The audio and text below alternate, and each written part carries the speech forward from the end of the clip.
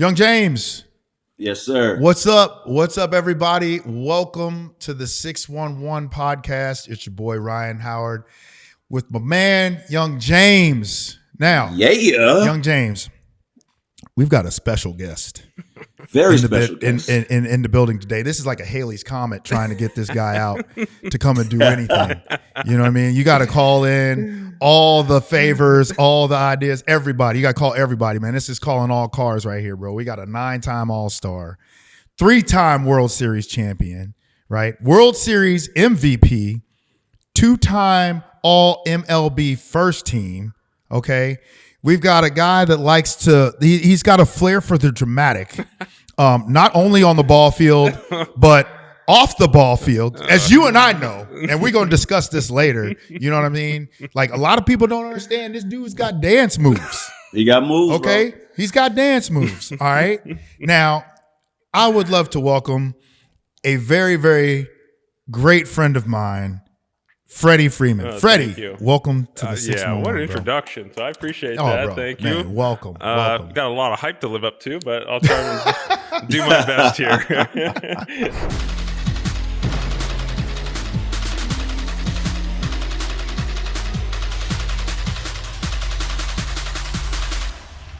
You know, you and I, every time we get together, we hang out. We can't do anything without a glass of wine. Correct. We can't sit. We can't have dinner without a glass of wine. Jimmy, damn it, we can't even play golf without a glass of wine, bro.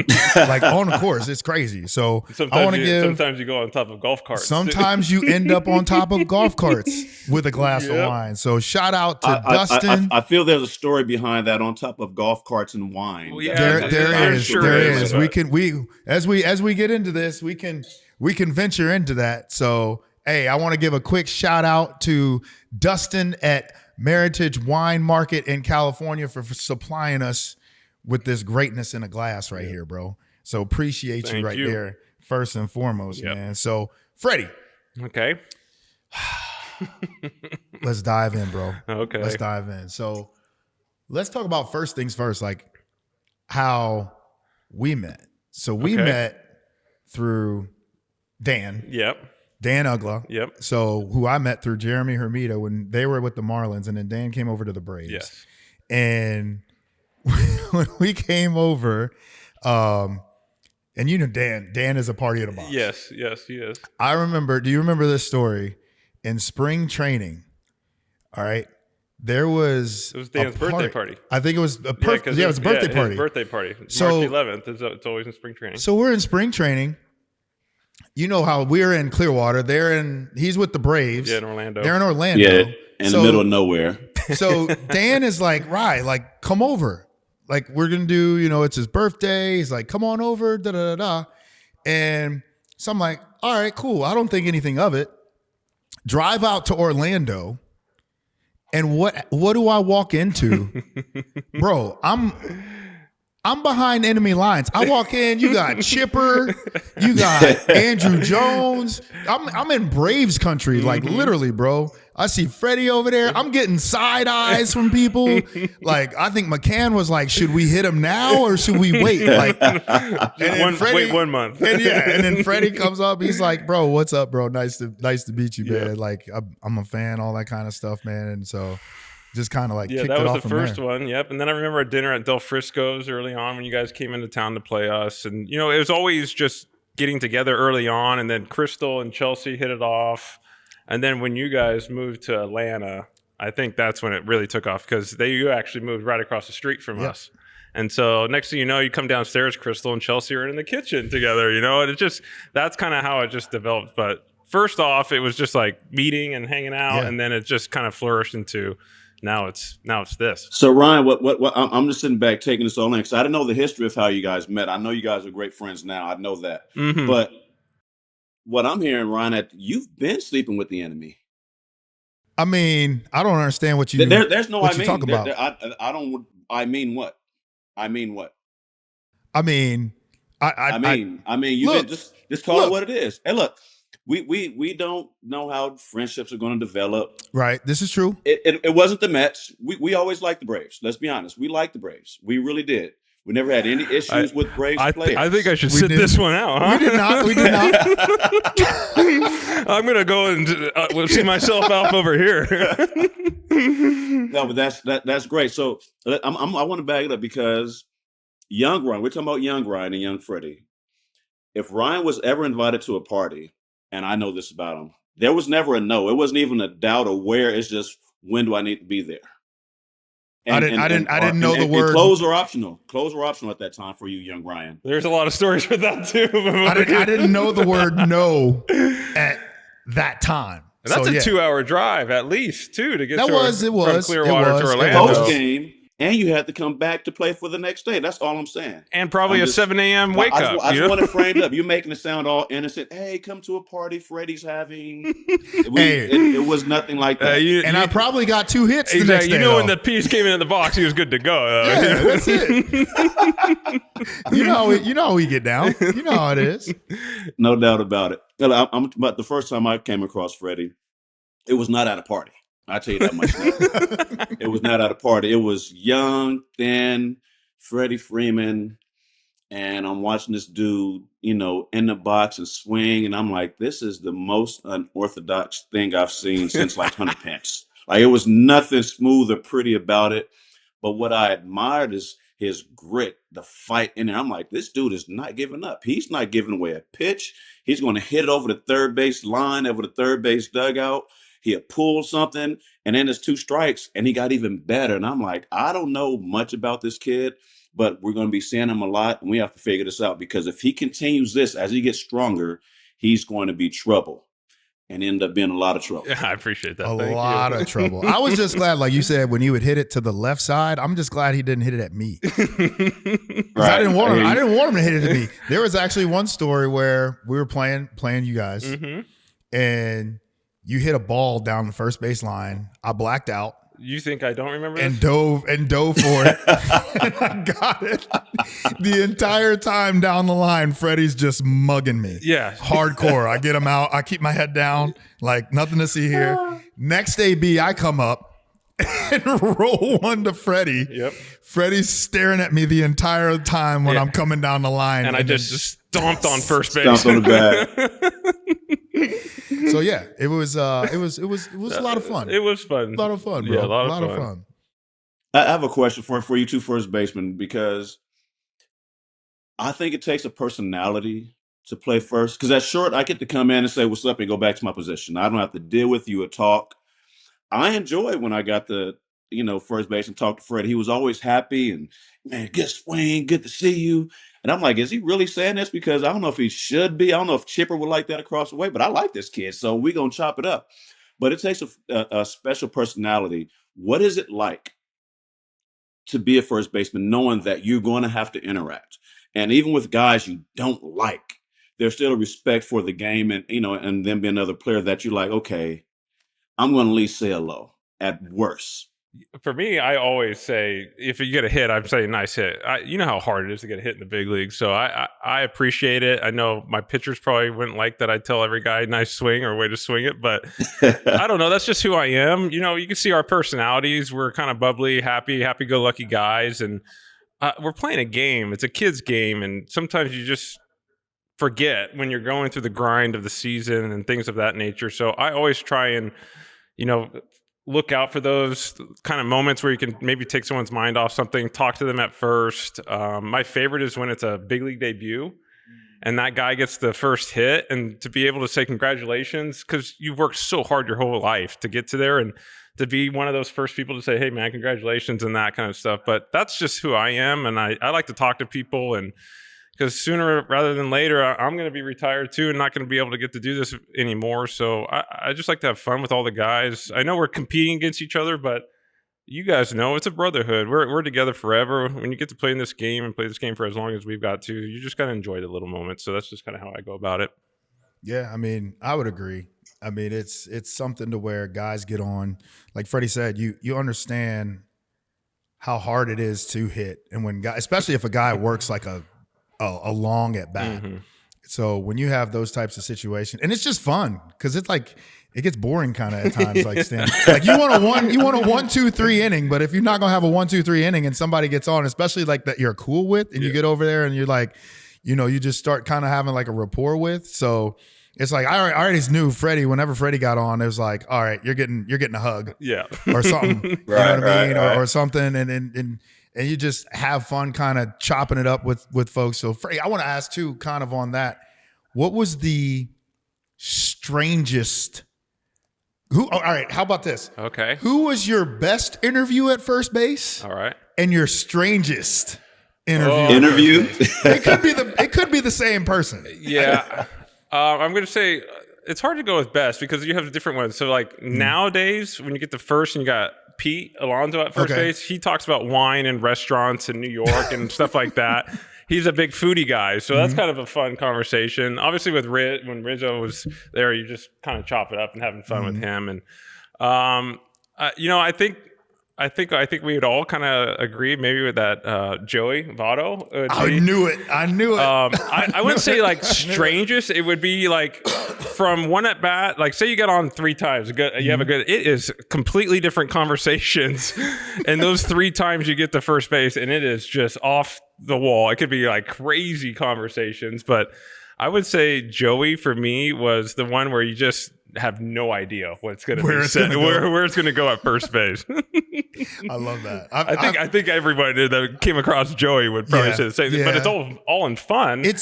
But you just don't know where he was going to go or how it was going to. It was it was a crapshoot, bro.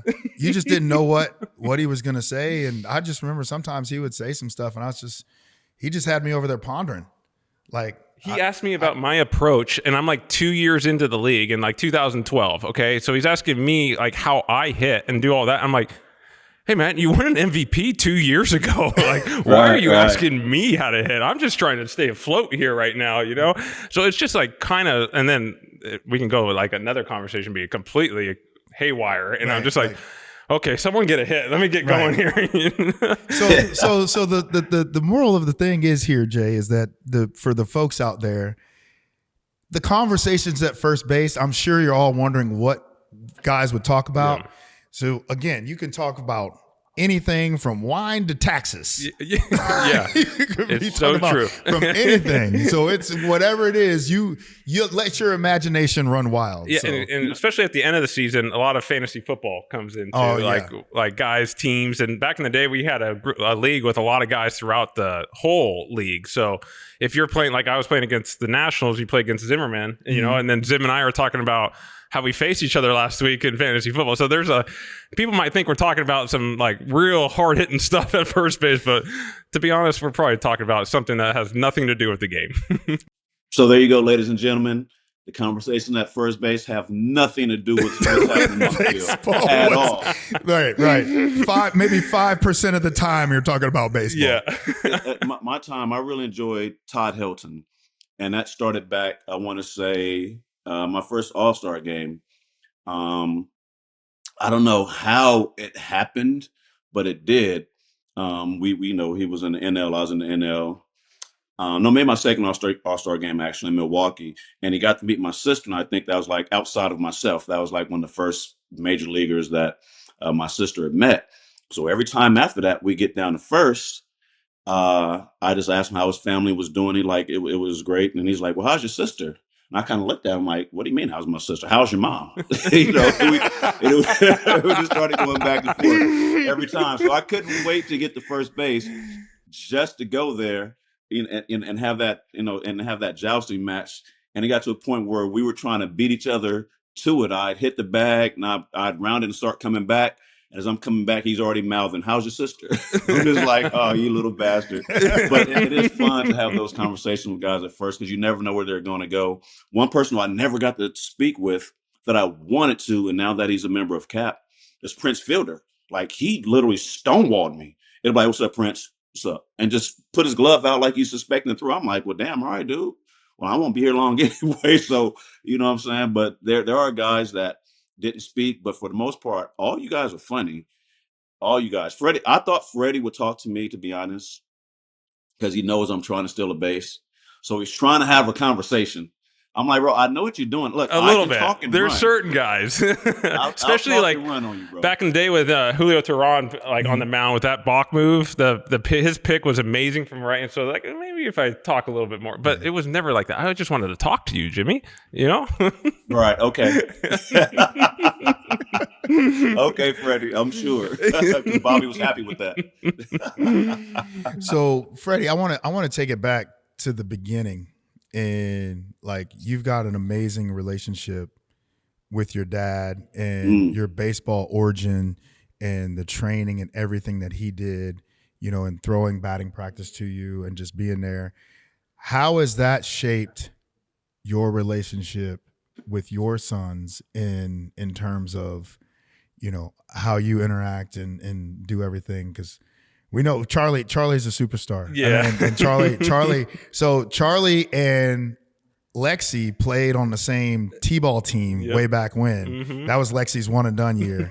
But I got to see Charlie doing his thing like in person. Mm-hmm. And so, I mean, obviously he's a field rat, bro. Yeah, he's a field rat. But how has that shaped your relationship with your dad and what, you know, you were coming up with your kids now? Yeah, so obviously as I've gotten older, you look back on the time and growing up, and I think my dad and I's relationship was always strong, but then when my mom passed, baseball kind of became our outlet. It was more of a place where we could take our mind off things. So we would just show up to the field and just like he'd throw me batting practice, hit me ground balls, hit me fly balls. We'd just be there for hours on end. Mostly, obviously because we loved it, but it mostly just took away the pain that we were going through. So it just became something we loved to do together, was the game. And as I obviously got older and how he threw to me and made me hit this way and made me hit to the left field only. But it was more of teaching me how to have a relationship. Like the relationship my dad and I have together is, I think when I look back, is what I don't think he was trying to accomplish, but that's what was accomplished, was the closeness, the bond that was created through baseball. And now as I have kids, you just want to be there for your kids at baseball and doing everything you can to be present in their lives, in sports or whatever they're doing. So it's taking Charlie to every single practice, every single game, sitting there watching him, knowing that his father is there and trying to create that bond. Because that's the one what I took most from growing up with my dad, was how close we were because of sports and the tough times we went through. So that's what I'm trying to instill, or at least show my kids, that their father is there for them no matter what they're trying to do. So it's not more about hitting and things of that nature. It was more of, now I call my dad after every game and things of that. It's like, we're so close. Well, we still see him there today. Yeah, I just left him. I just had breakfast with him this morning, you know? So it's just... That's dope. Yeah, you know, it's just more of the relationship that you look back, and now that we have, as we've gotten older and I have kids, and you see like, oh, I want that same relationship with my kids. So you start rewinding, like, okay, what did we do as kids? And so you try and implement those things with your kids. And you know, I'm just I always say, if I'm half the father my dad was, my kids are pretty good off. He'll tell you the same, that I'm way better father. And so if you have that kind of rapport with your dad and you just try and pour it into your own kids, that's the kind of the relationship I'm trying to instill. But then you have all the other baseball stuff that I think he was throwing into there, you know, to make me better. But I think it's more of just showing my kids that how much fun it is to do things with your parents. Mm-hmm. And I that's what I took from my dad growing up. Freddie, now we know you're an MVP and World Series MVP and all those things, but how good is Charlie? And we're not comparing him to you, but how good is Charlie? Yeah. So, I mean, I'm obviously going to sound like the biased dad, but I think that's okay. We're here for it. His bat path, you know, his bat path is better than mine, you know, like mine's all steep and I got to hit at the right time and things like that. He is perfectly in the zone, drops into slot. But he is only 65 pounds. He's the opposite of me. I'm like, come on, hey man, can you eat some pancakes or something? Like right. With this swing, if we get a little bigger, this ball is going to go flying, you know? So He loves center field. He wants to be an outfielder. He says he loves making diving plays. I've seen maybe 3 running catches in my life, but he wants to make diving plays. He loves everything about the outfield. So I think he's really good. I might be father biased, but the one who's really gotten into it is obviously I got 2 4-year-olds, but Brandon, my middle one, is left-handed hitting and right-handed throwing. I've showed Ryan a little video. He is, my dad says he is me as a kid. So, and he is a beast. He is huge. So we'll see. Maybe we got a chance here.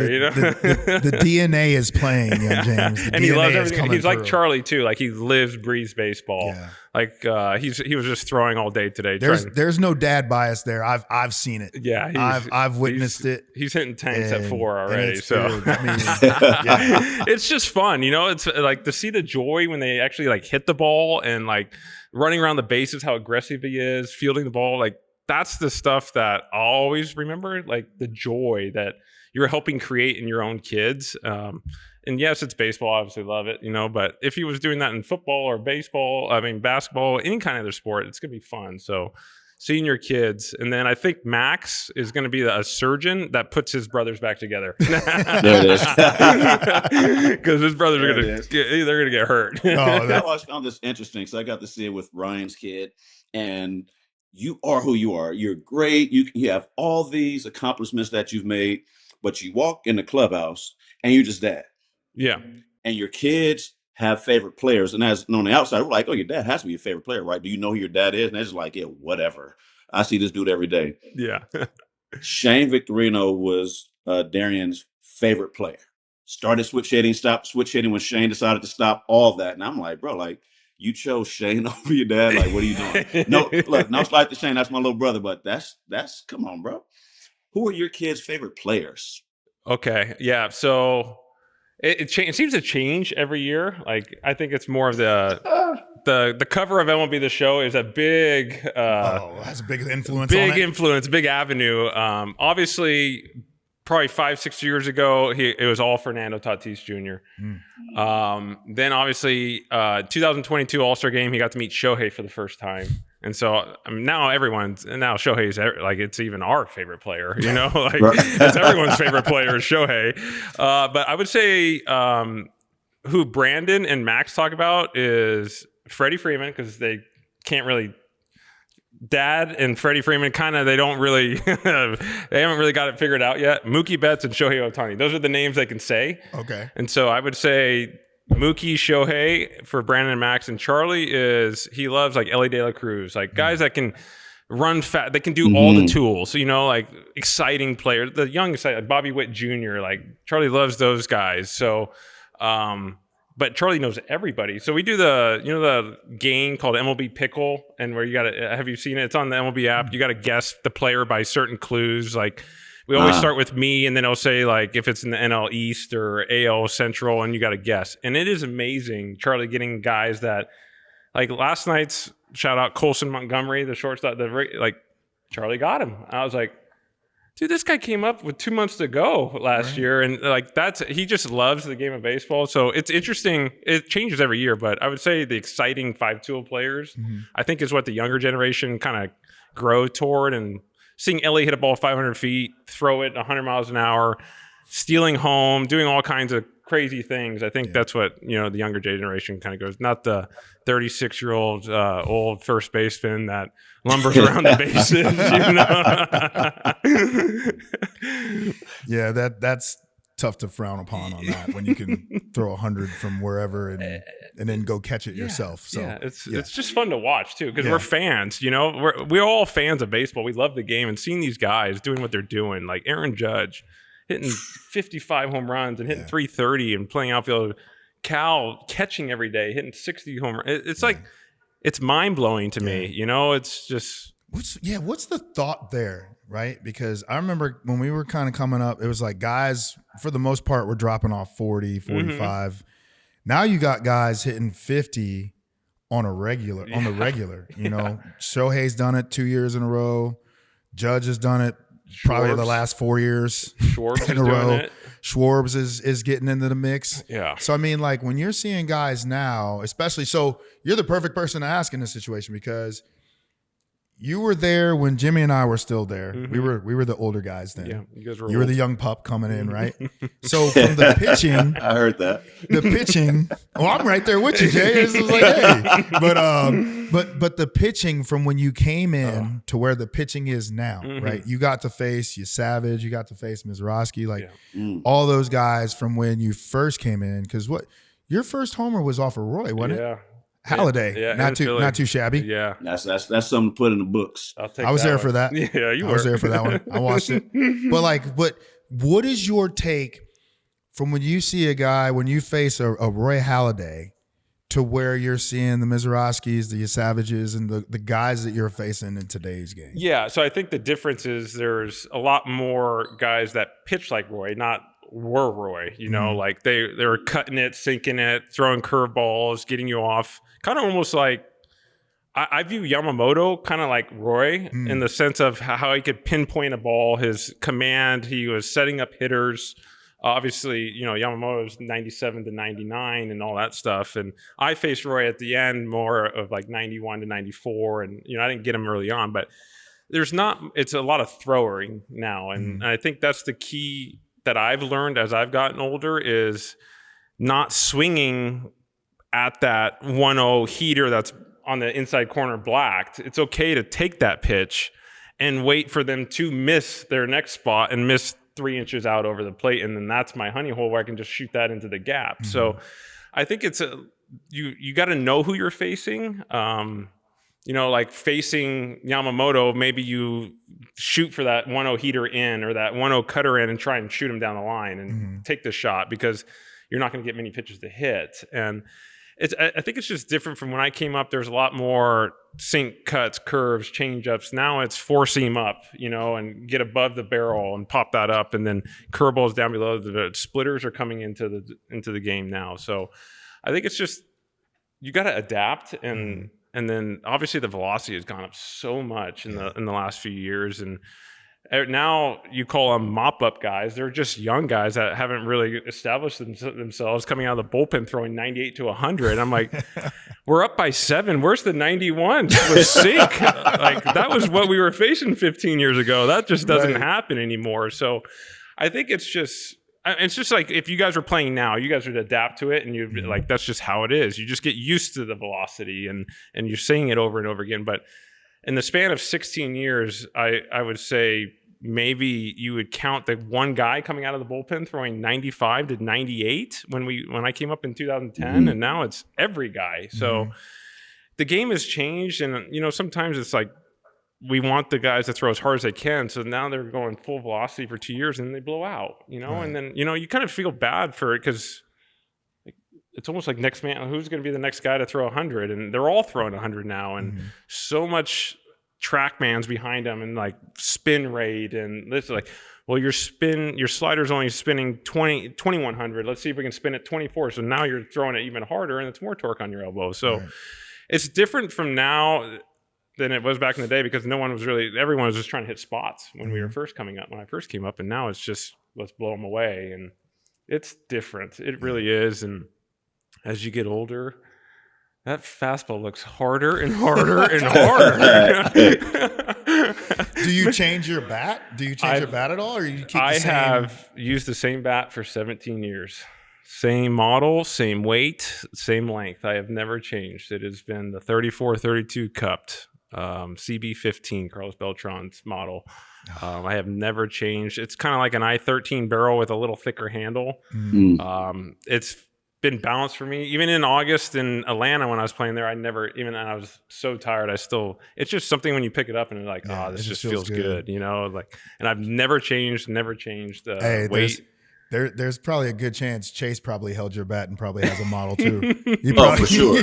Chase, for sure. Chase probably has a A lot of Freddie people Freeman grab model. my bat and they're like, ew, and hand it back to me. There's so many guys that's bats. I'll pick up and I'm like, oh, this is great. And then like give it back to them. They leave. I'm like, that was terrible feeling, like it's weird how some people's bats are like Shohei's bat's huge, and he swings it like a toothpick and I would never be able to swing it like him. So there's like, it's weird, different bats for different people. What's he swing? I think it's like a 35. I never really looked at the weight. It's heavier than mine because I can't. It felt like I was swinging a. Hey, he's in that totem pole. SUV range, young James. I told you, I bro. was going. Sometimes you got to take the family. So my bat was a 35-34. So Shohei, that explains a lot. And that explains a lot. 30 rows to left center homers that you hit. Look, Freddie, I'm like you. I was convinced.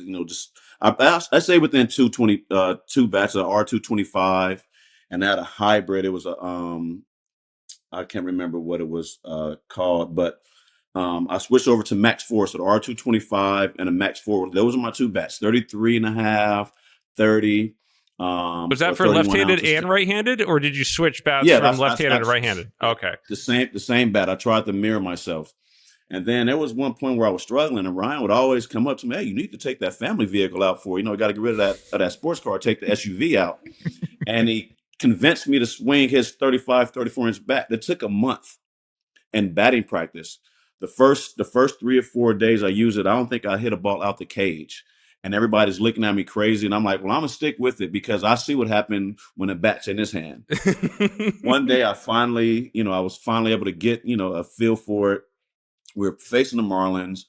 I think I was 2 for 3. I was feeling real good. Just one of the blowout games, just kind of put up some big runs.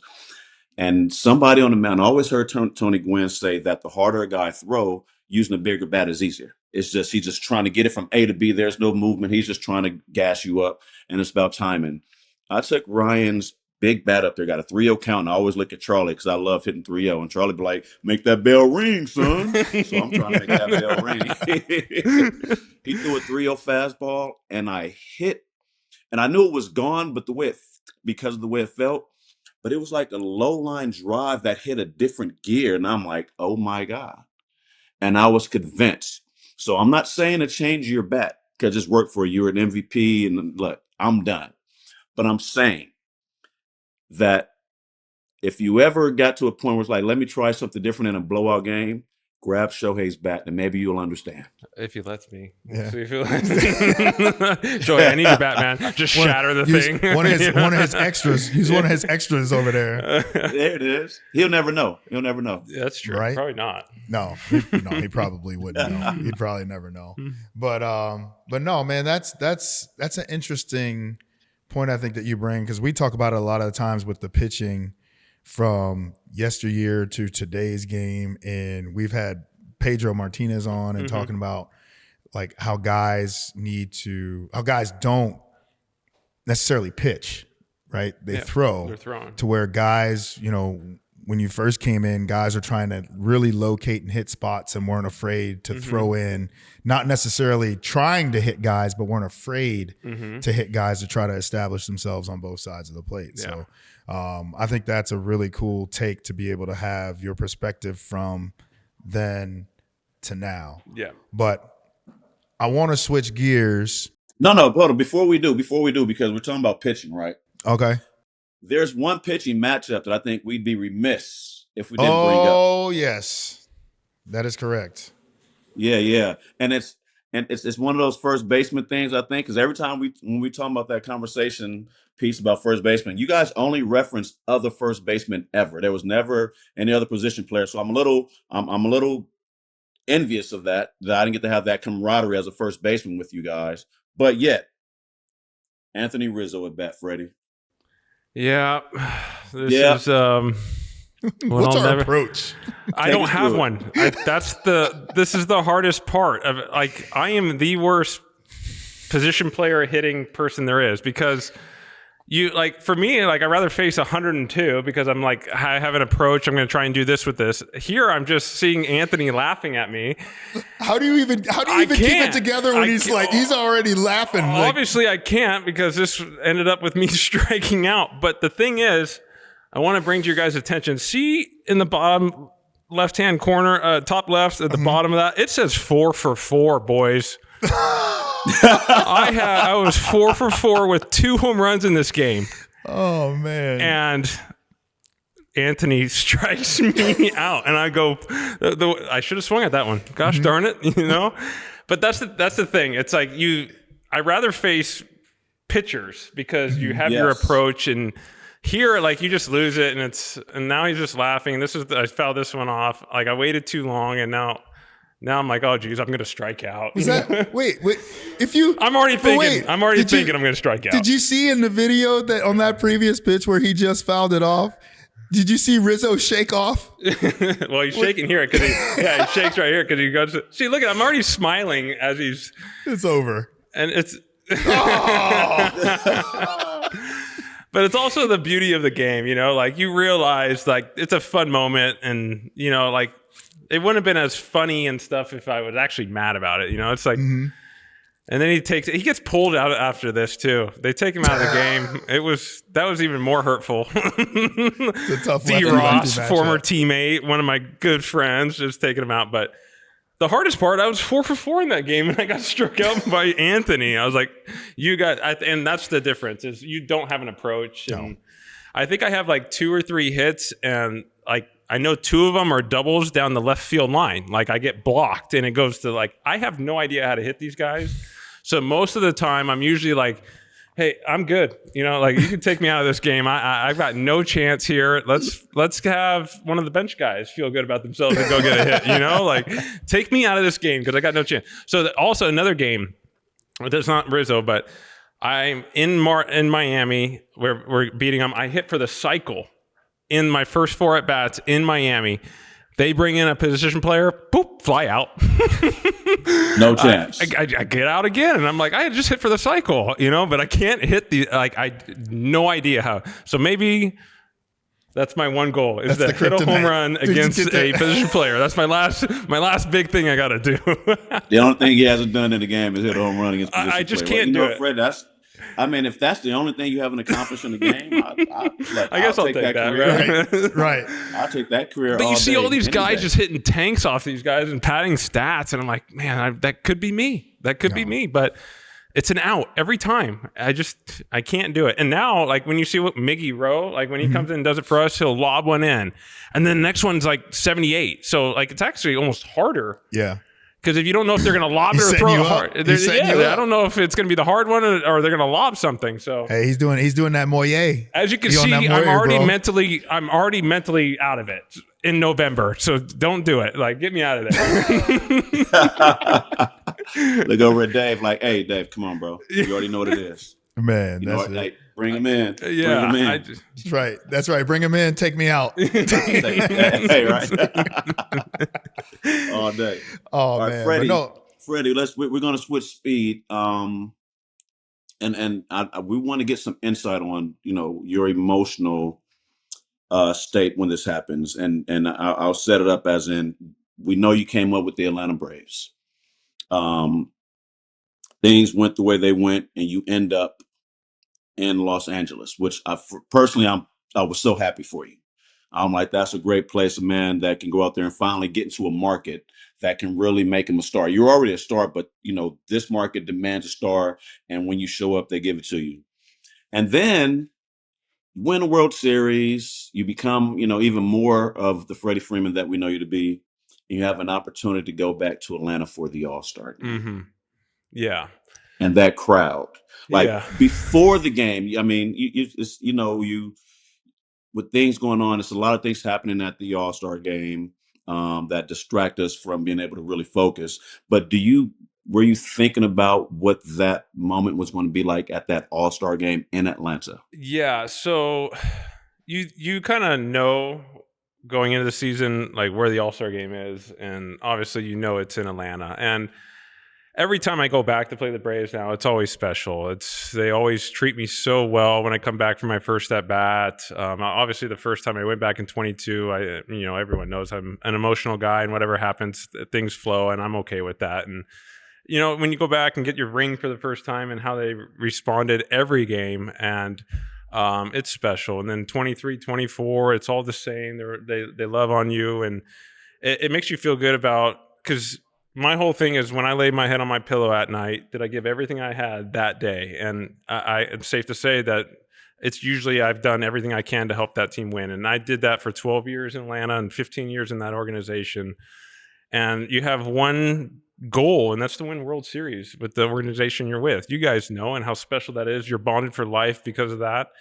And then to ultimately actually win one in the city that drafted you, gave you the chance to be a professional baseball player and let you be a big leaguer and stay in the big leagues. Then they give you an extension. So to bring one home for them in 21, that was special. And then obviously, new chapters arise, and I went to Los Angeles, but each year. But then you see that the All-Star game is in Atlanta in 2025. So Charlie's like, hey, you got to make it. Well, that's usually what he says all the time, because he was like, I want to meet this player. I want to meet this player. It's not Dad, do good for your, do good. He's like, Dad, I want to meet this guy. I said, all right. So I got off to a really good start. So obviously, in the first round of voting comes out, you're in first and things of that. So you start thinking about it. And, I always excited to go to Atlanta, but you always your hands get a little sweaty because of all the emotional ties that I have to this city. And, once you get there, just we both still love each other and we're all good. And then when you get there and you're going through it, you do the red carpet with your family and everyone's, cheering for you and doing all that. And then that game, you get announced and they go crazy. And it's super special. But, I wasn't expecting anything. But then, Dave Roberts, Doc, was the manager, and all of a sudden I get pulled off the field, and I was like, whoa, okay, and then, you just take it in. There's moments that you remember when you're playing. It's a lot of fun times, but then on the field, you remember certain moments, and, coming off the field, and just, it's tipping your hat to the appreciation of, I appreciate you guys. Thank you for watching me grow as a person, a player. You watched me be a little kid to a husband, a father now, and you got to see my family grow up in front of you. So it's always special. And then for them to always remind me of, how I meant to them in such a positive way, it does make me feel good. So to be able to come back and start in first base and do all that in a place that means a lot to me, those are the little memories that I'll always take with me as I retire. Well, Freddie, I'm gonna let you in on a little secret. You're kind of a likable guy. kind of a likable guy. I appreciate that, but thank you. I'm going to have a timeout because I see 2 glasses of wine there. Oh yeah. Oh, I tapped on mine. I mean, what was the point of the wine? I tapped on it. You got to let it breathe, young James. You got to let it breathe. You got to let it breathe a little bit. That wine, but we're going to do a whole podcast without wine. I don't know what's happening here. Oh, man. I mean, Freddie, I know you like Ryan, but focus, bro. That is some good stuff. It got to open up a little bit. We had to let it breathe a little bit. Right. Crystal and Chelsea are going to call us in 3 hours. Where are you? Right. Fair enough.